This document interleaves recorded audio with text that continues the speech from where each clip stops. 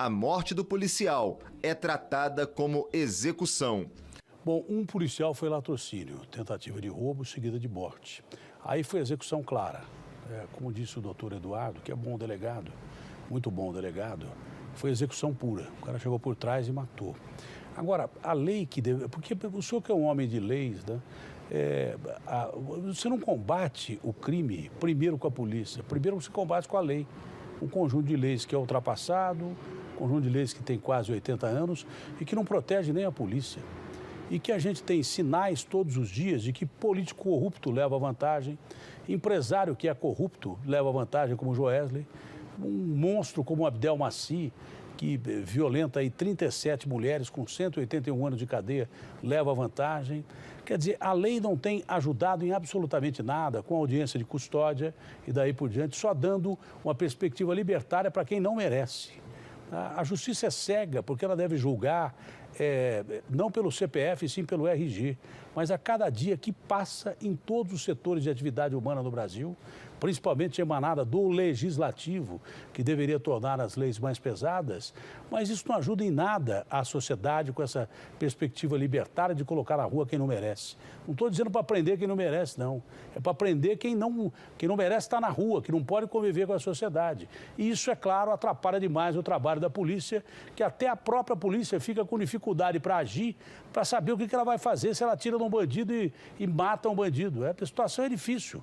Você tem que proteger o cidadão primeiro com a lei, que ela vai proteger até a ação policial. E, infelizmente, de uns tempos essa parte, o rabo está abanando o cachorro, né, secretário? É isso mesmo. Sabe, a nossa legislação, além de endurecer, a gente deveria cobrar efetividade da nossa legislação. Tem razão. As penas, até que elas são razoáveis. Só que quando você vai ver sistema de progressão, você condena um camarada a 12 anos, 14 anos... 2 anos depois, o camarada está na rua, está andando. O camarada que é preso por roubo, meses depois da prática do crime de roubo, ele está na rua de novo. Nós precisamos de efetividade. Aquele que agride um agente público, as leis deveriam ser muito mais duras, muito mais duras.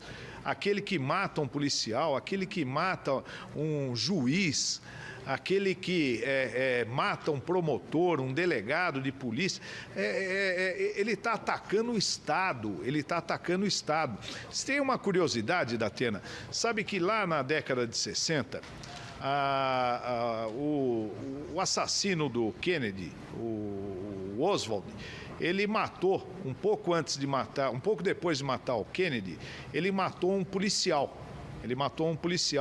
Dentro de um cinema.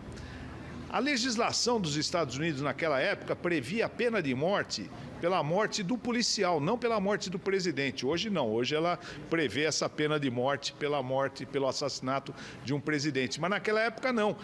Dado o valor que eles dão à vida de um agente público, de um policial lá nos Estados Unidos, isso lá atrás, na década de 60, nos idos de 63. Ele acabou tendo pena de morte, o Lee Oswald, porque quem matou ele foi um policial também, um tal de Jack Ruby.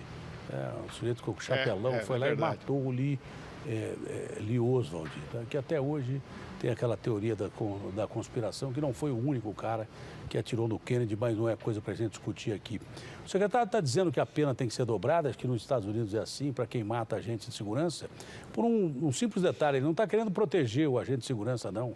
Porque se um cara mata um juiz, imagina, se um cara mata um juiz, ele vai matar você, que não é autoridade, com muito mais facilidade. Por isso que ele te mata por causa de um celular.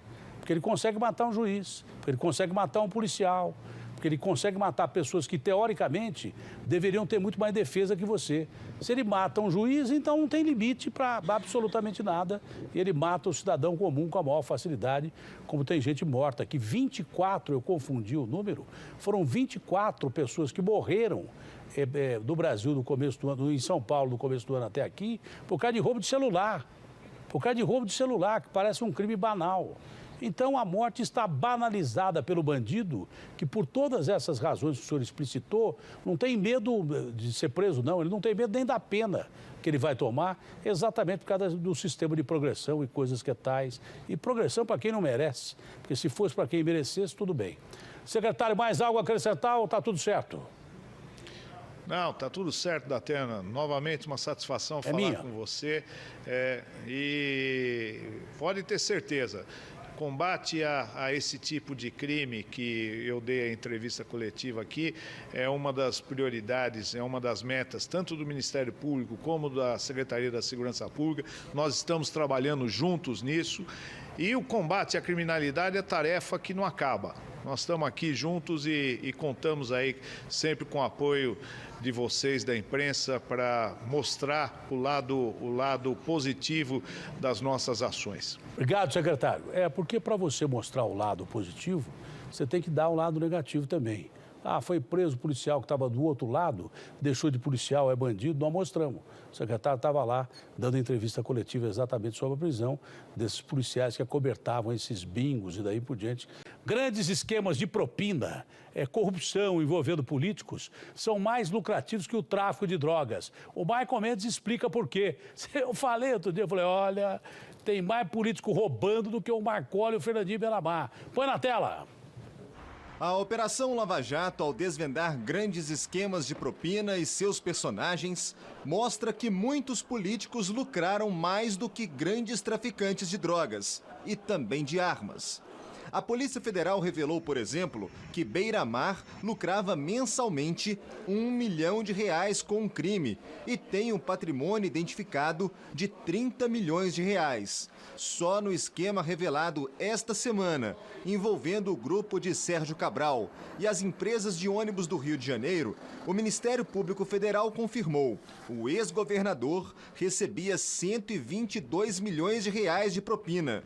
O Brasil está já no patamar acima do patamar mafioso, onde poderosos e potentes se unem para sugar e dominar o Estado, o que gera cleptocracia, o poder dos ladrões. Antônio Palocci, Guido Mantega, Lula, Dilma Rousseff, Sérgio Cabral, Aécio Neves, nomes da alta cúpula envolvidos até o pescoço com denúncias. Em troca de contratos e licitações, empresários pagavam altas propinas a políticos. Parte do dinheiro desses esquemas é lavado, enviado para paraísos fiscais ou usado comprando uma vida de luxo, como joias, lanchas, mansões e carros importados. Nós estamos na Avenida Europa, na zona sul de São Paulo. Aqui se concentra o maior número de lojas possíveis de carros de luxo. E esses veículos ficam expostos assim na vitrine, chamando bem a atenção. Essa Lamborghini, por exemplo, custa mais de R$5 milhões. É um dos carros mais cobiçados do mundo, por políticos e empresários. O Ike Batista tinha uma dessa na sala de casa. Durante a Operação Eficiência da Polícia Federal, a Lamborghini foi apreendida. Em um dos crimes a que responde, o empresário estaria ligado a um esquema de lavagem de dinheiro de mais de R$100 milhões, envolvendo o grupo comandado por Sérgio Cabral. Política é serviço e não negócio. A política se transformou num negócio. Tá? E esse senhor que falou aí, Mairovitch, é um dos caras que mais entende de lavagem de dinheiro, de rastrear a lavagem de dinheiro do crime organizado. Quando foi secretário, foi ameaçado de morte, chegou a chorar, porque a sua família estava sendo ameaçada de morte, ele chegou a chorar, muito mais de raiva, né? Por querer combater o crime organizado, e é difícil combater o crime organizado. É uma das pessoas que mais entendem.